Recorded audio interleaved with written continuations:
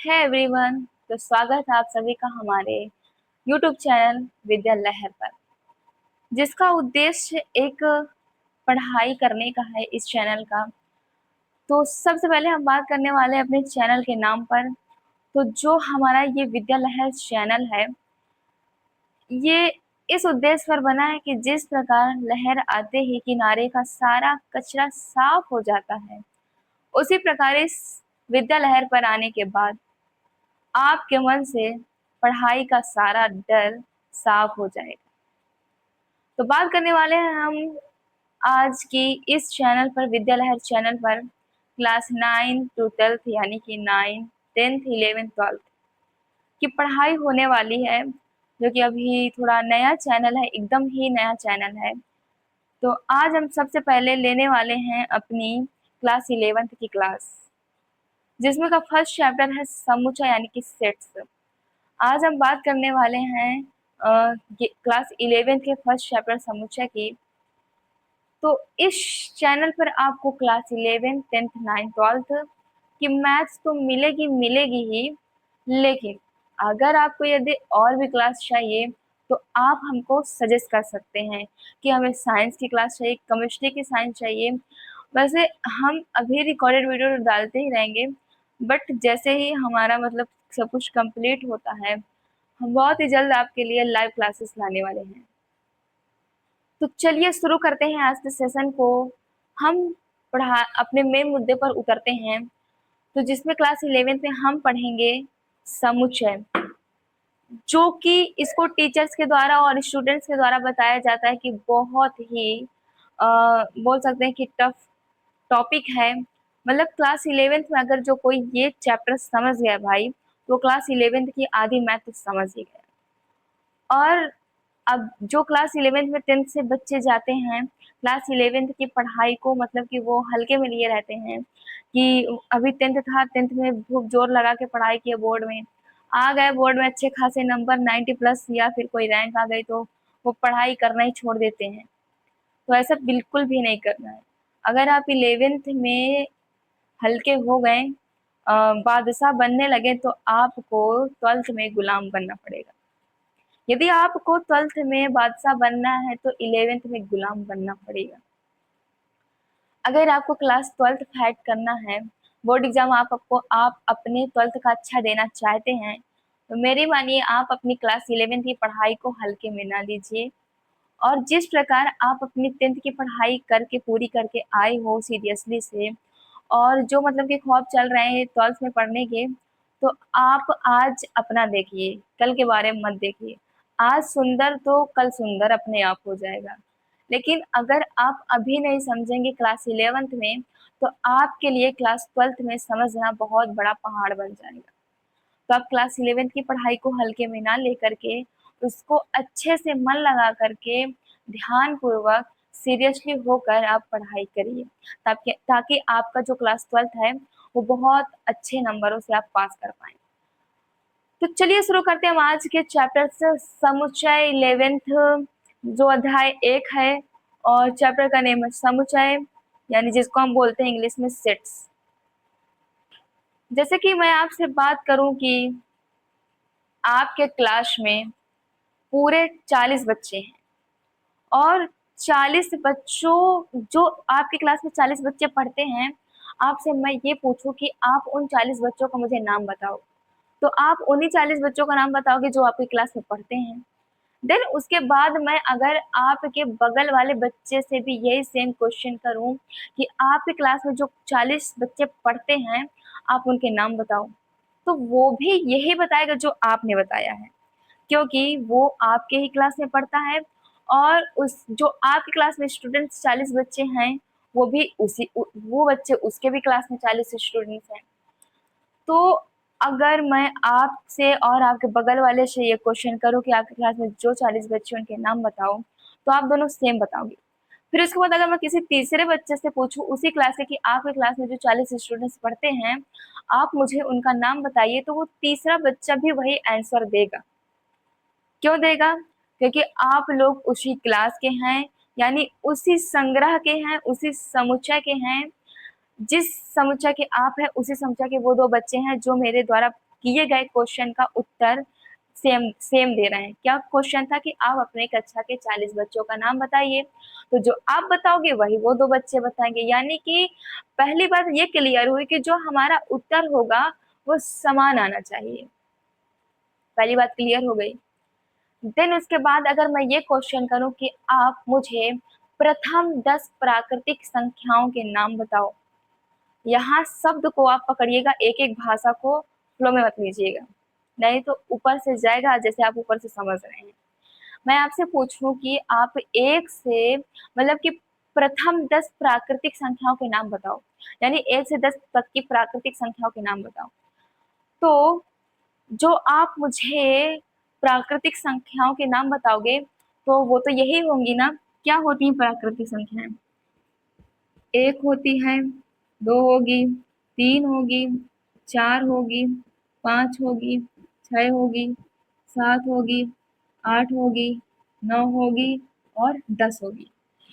अब आप इसके आगे इसलिए नहीं कुछ बताएंगे क्योंकि मैंने आपसे 10 तक की प्राकृतिक संख्याओं के नाम पूछे हैं, ना कि 9, 8, 7।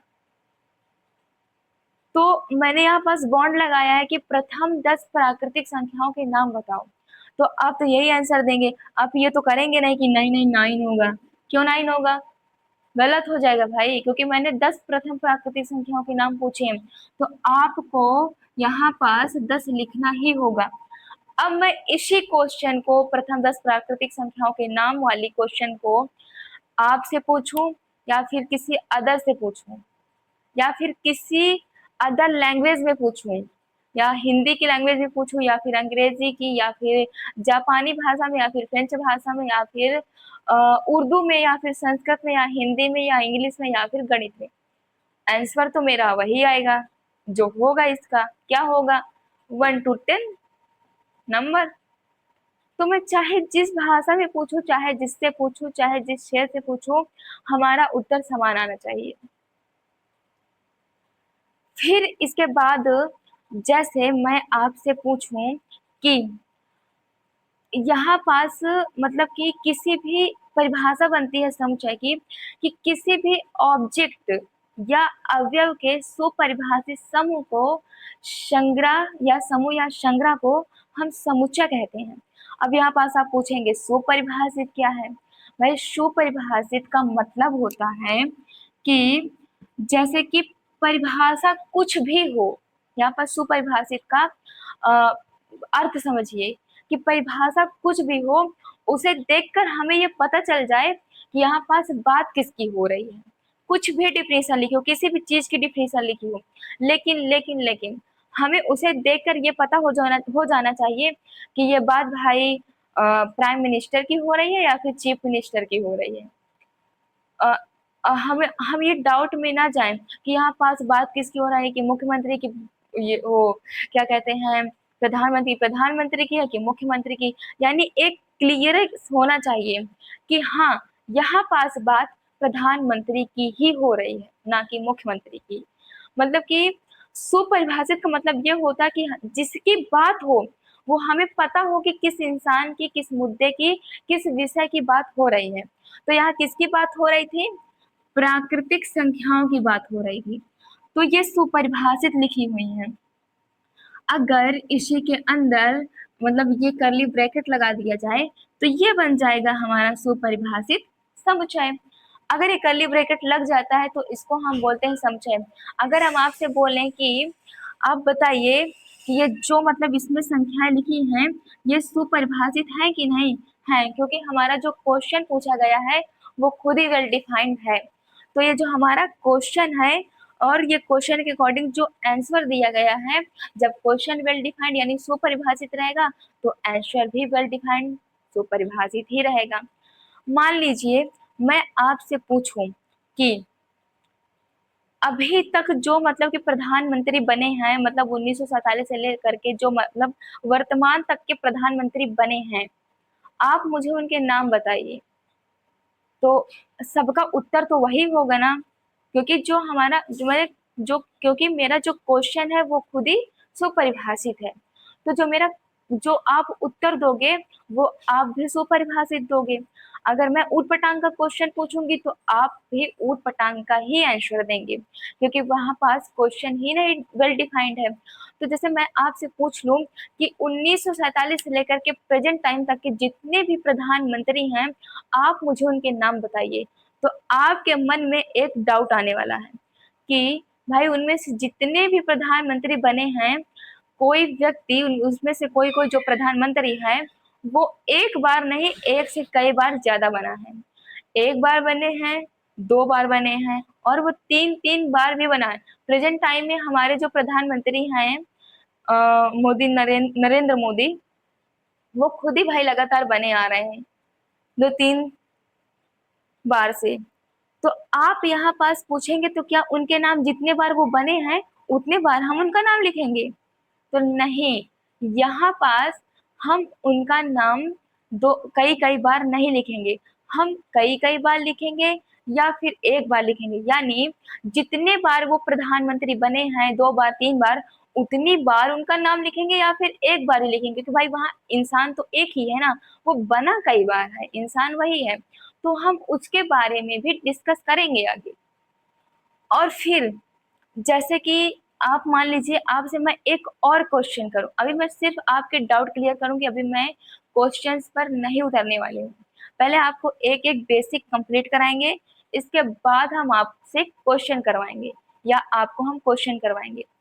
मान लीजिए मैंने आपसे पूछा कि आप अपने पसंदीदा, यानी जो आपका फेवरेट सिंगर है या एक्ट्रेस है या फिर क्रिकेटर्स है, आप उनके नाम बताओ। यहाँ पास मैंने पूछा है आप अपने फेवरेट का नाम बताओ, अपने पसंदीदा इंसान का नाम बताओ। तो यहाँ पास भाई जितने भी इंसान हैं दुनिया में, सबकी पसंद तो सेम होती है नहीं, ये कि होती है? नहीं होती है सबकी पसंद एक। किसी को विराट कोहली पसंद है तो किसी को सचिन तेंदुलकर पसंद है। एक्ट्रेस में किसी को भैया सलमान खान पसंद है तो किसी को ऋतिक रोशन तो किसी को सनी देओल। इसी प्रकार सिंगर में किसी को नेहा कक्कर तो किसी को लता मंगेशकर। तो सबकी पसंद यहाँ पास सेम नहीं है।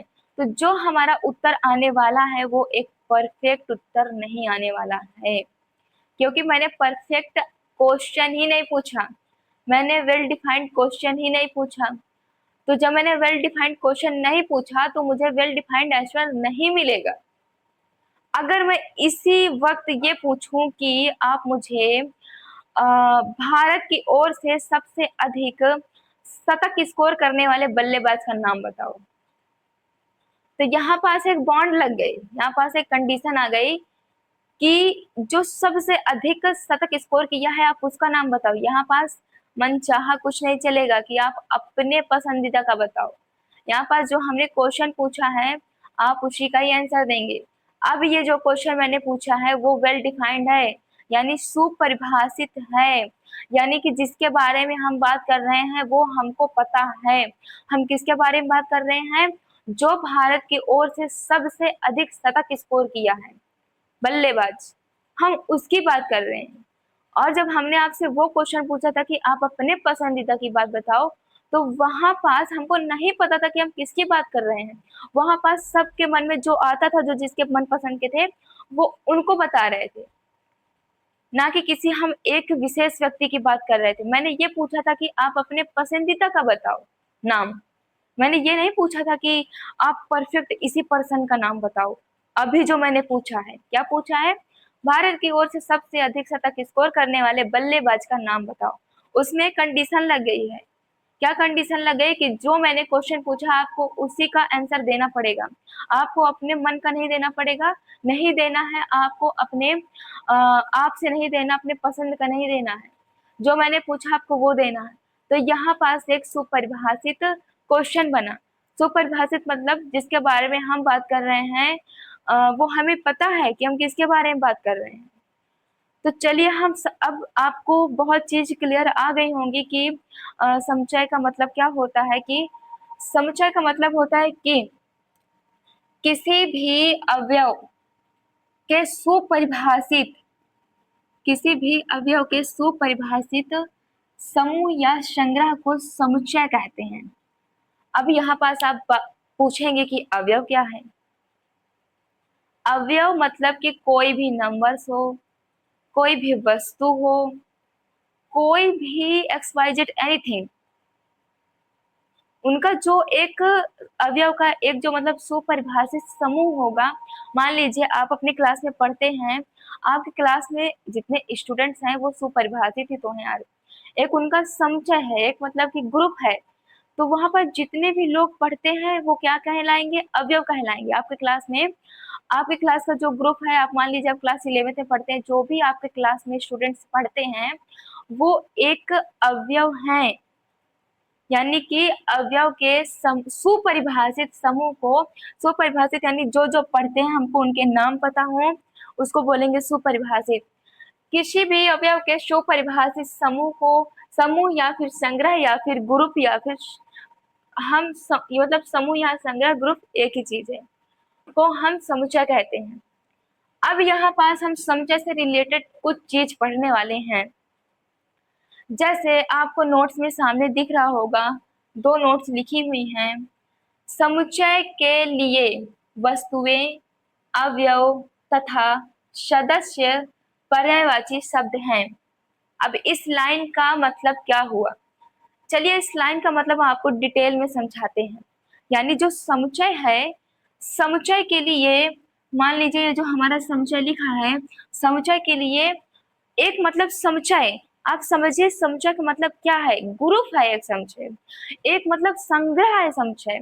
किसी भी समुच्चय के लिए जो मतलब अवयव है, अवयव मतलब जो ये सब लिखे हुए एलिमेंट्स इसके अंदर अवयव, अवयव सदस्य, सदस्य यानी कि सदस्य में हम बोल दें कि जैसे कि हमारे लोकसभा के सदस्य, राज्यसभा के सदस्य, ये सब आ गए। और फिर इसके बाद वस्तुएं, वस्तुएं में जैसे आम है, खरबूजा है, आलू है, टमाटर है, कपड़े हैं और बहुत सारी चीजें हैं। तो हम समुच्चय, यहाँ पास इस लाइन का मतलब ये हुआ, किसी भी अवयव, हम यहाँ पास अवयव भी लिख सकते हैं, वस्तुएं भी लिख सकते हैं तथा सदस्य भी लिख सकते हैं। यानी किसी भी अवयव के सुपरिभाषित समूह को, किसी भी सदस्य के सुपरिभाषित समूह को, किसी भी वस्तुओं के सुपरिभाषित समूह को हम क्या कहेंगे? समुच्चय कहेंगे। यानी अवयव की जगह हम वस्तुएं भी लिख सकते हैं, अवयव की जगह हम अवयव भी लिख सकते हैं, अवयव की जगह हम सदस्य भी लिख सकते हैं। ये आपस में सब क्या है? पर्यायवाची हैं। मान लीजिए आंख की पर्यायवाची आप लोग पढ़ते चले हैं, क्लास 11th में आ गए हैं, ये हमको क्लास 5, 4, 5, थर्ड से ही पढ़ा दिया जाता है। मान लीजिए आंख है, आंख को हम आग भी बोलते हैं, नेत्र भी बोलते हैं, लोचन भी बोलते हैं।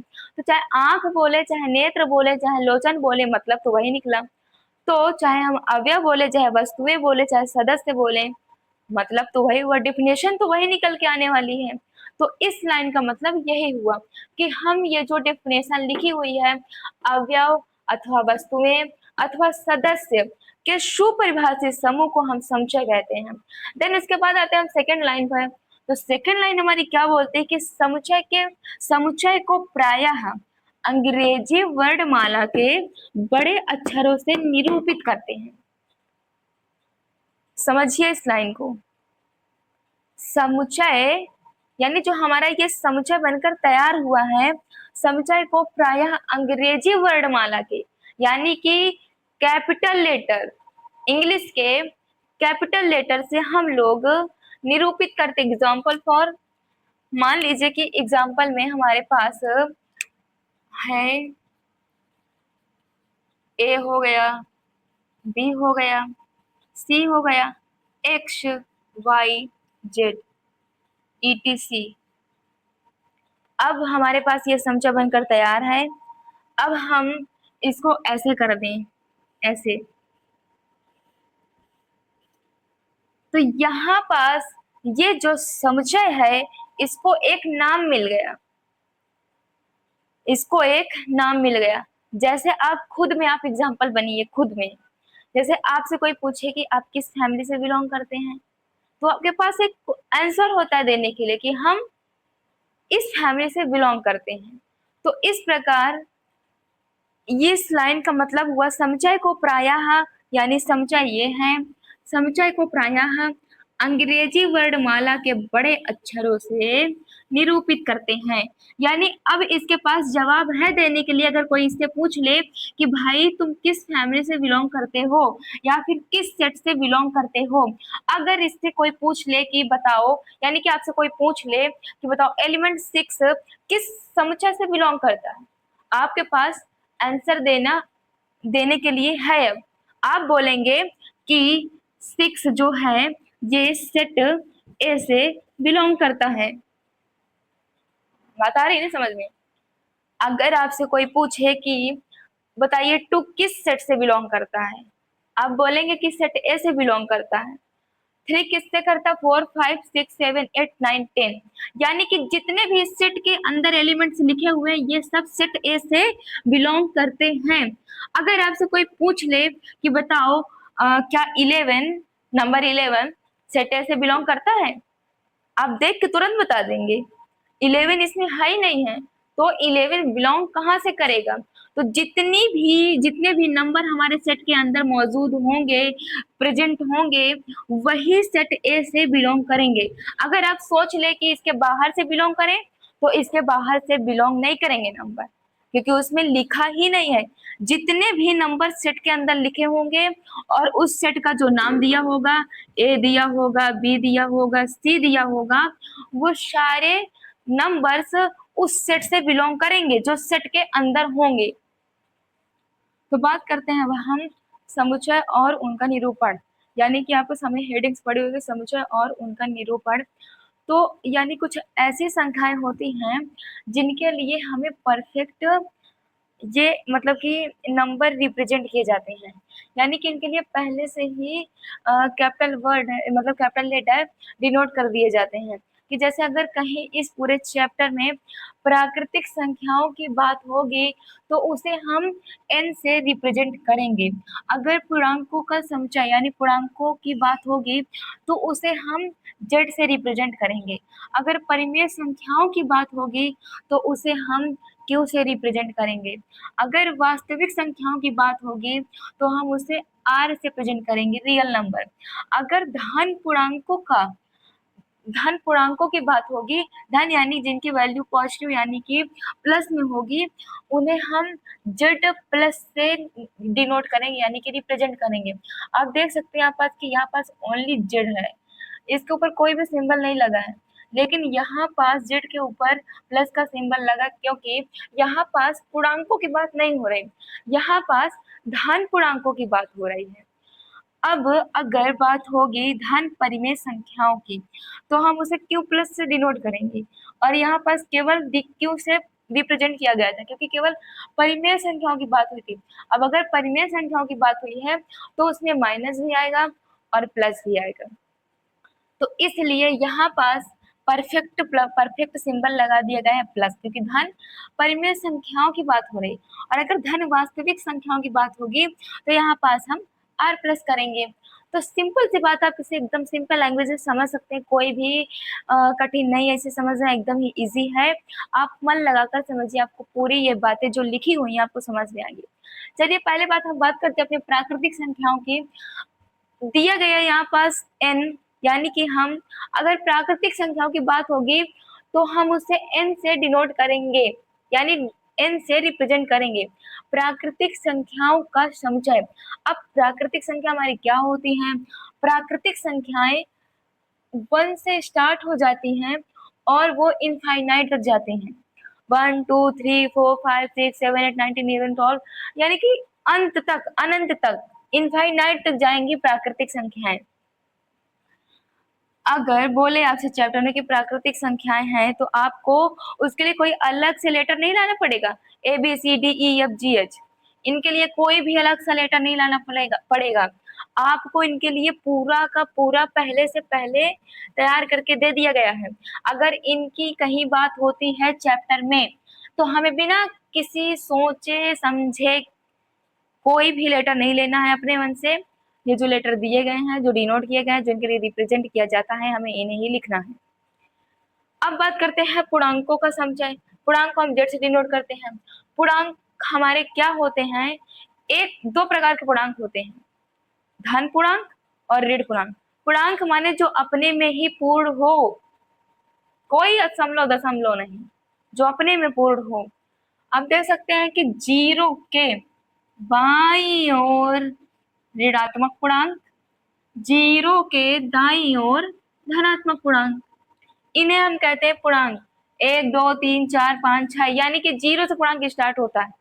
अरे मतलब कि 0 के इधर बाईं ओर जितनी भी संख्याएं होंगी ऋण पूर्णांक, और 0 के दाईं ओर जितनी भी संख्या धनात्मक पूर्णांक, और ये जाएंगे कहाँ तक? इनफाइनाइट तक। अब इस देख सकते हैं माइनस इनफाइनाइट, और फिर -3, -2, -1। अब इधर अगर हम 0 के बाईं ओर देखेंगे तो सब हमारा प्लस है। अब हम बात करते हैं परिमेय संख्याओं का समुच्चय, यानी कि अब हम इसे क्यों से प्रदर्शित करते हैं। अब परिमेय संख्या क्या है? वह संख्या जिन्हें हम p अपॉन q के रूप में लिखें या लिख सकते हैं, या जो p और q हो हमारा वो बिलोंग करे पूर्णांक से, z से। जी हाँ, जो हमारी p या p हो या q हो, दोनों p और q, भाई जो p और q की वैल्यू होगी वो पूर्णांक से ही तो ली जाएगी, या तो प्लस से ली जाएगी या तो माइनस से ली जाएगी।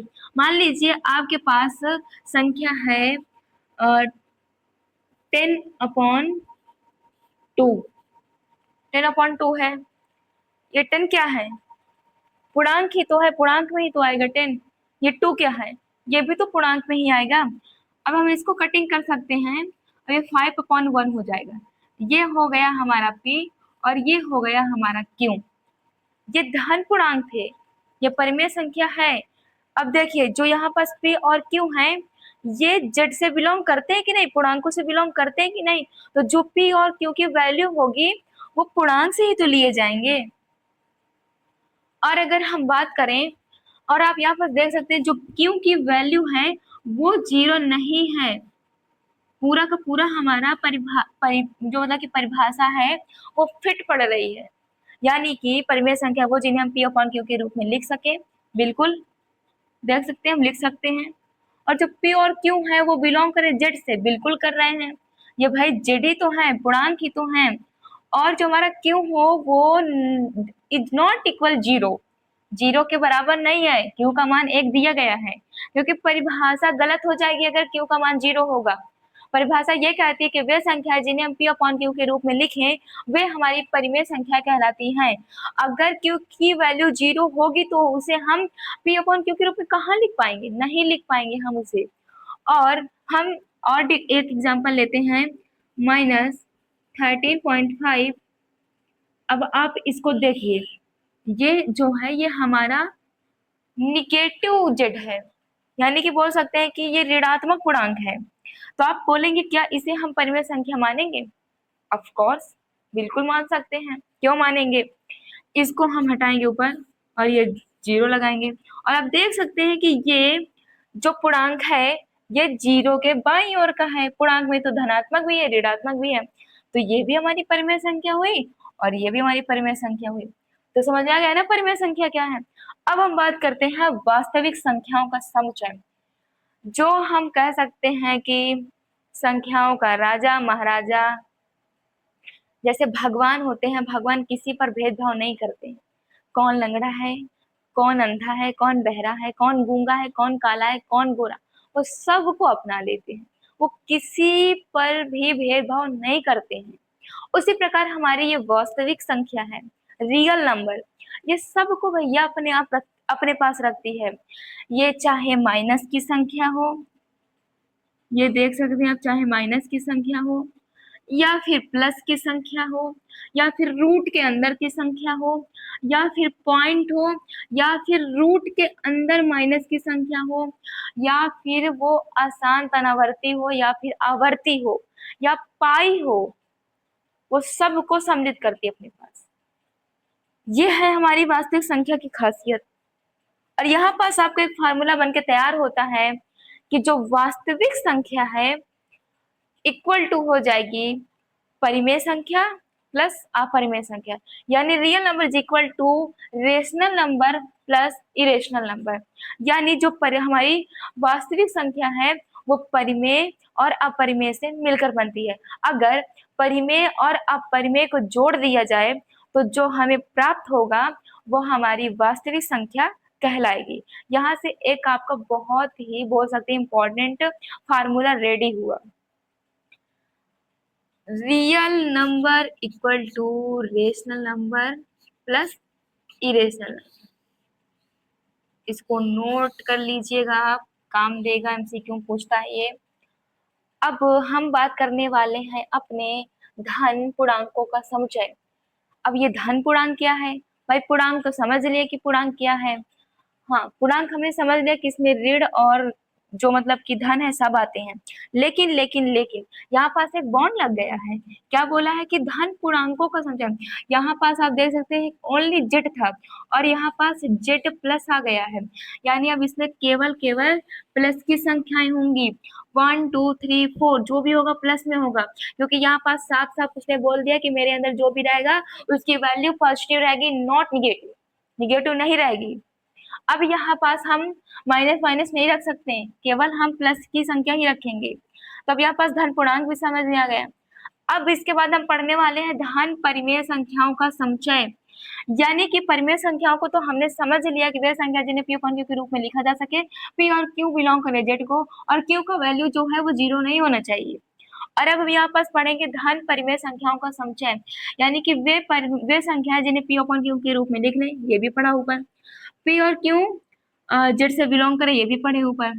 और Q does not equal to 0, ये भी पढ़े ऊपर। लेकिन आप पे एक चीज ऊपर नहीं पढ़े हैं, ये जो पी और क्यू बिलोंग कर रहा है जेड को, ये यहाँ पास ओनली जेड को बिलोंग कर रहा था, ना कि जेड प्लस को।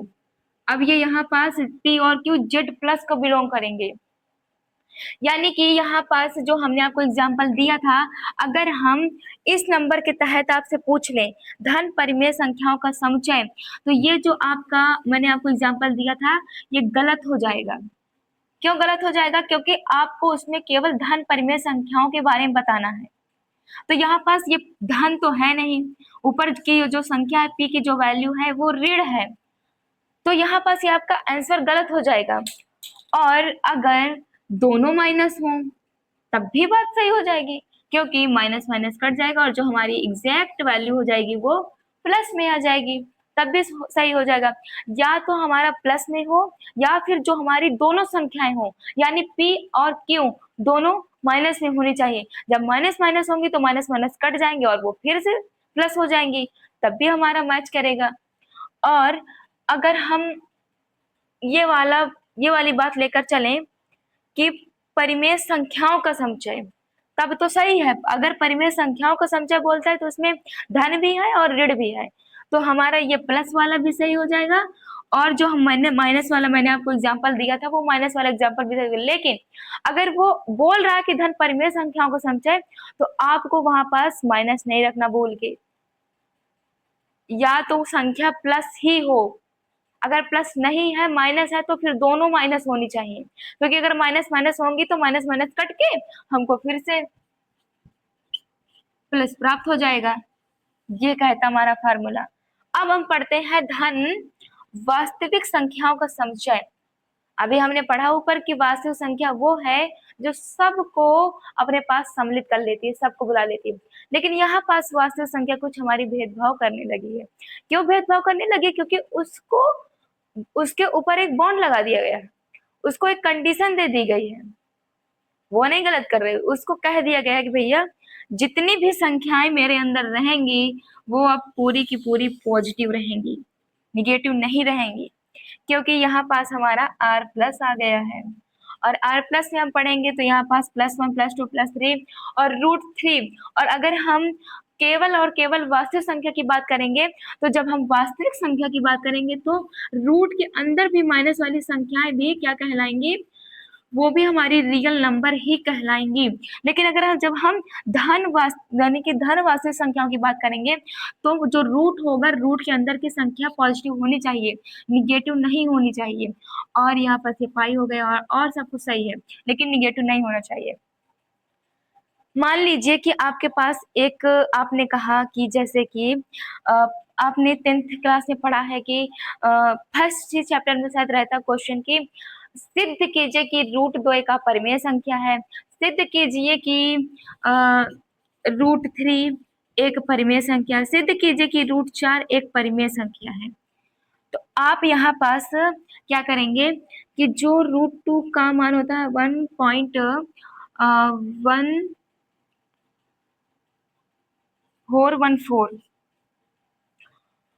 और √3 का 1.732।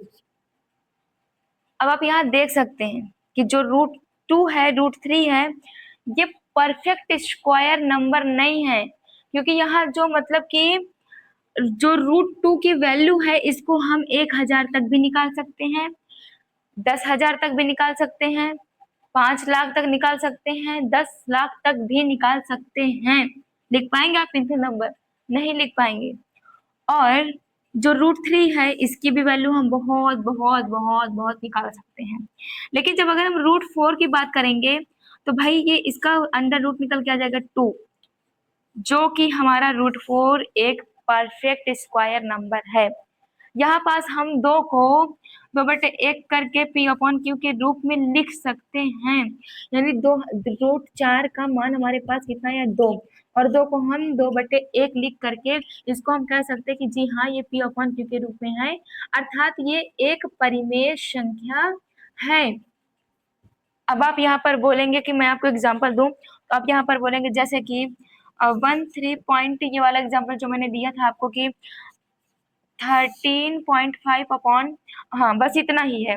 तो मैंने बोल दिया कि ये हमने पॉइंट हटाया और ये हमने ये लाया और इसको काट दिया,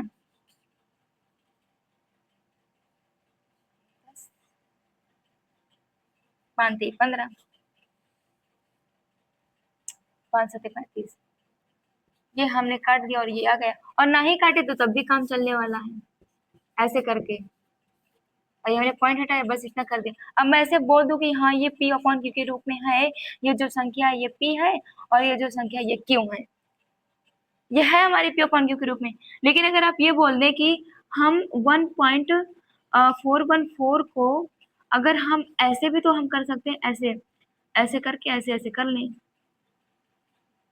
गलत माना जाएगा। क्यों गलत माना जाएगा? क्योंकि ये जो √2 है ये इसकी एग्जैक्ट वैल्यू नहीं है।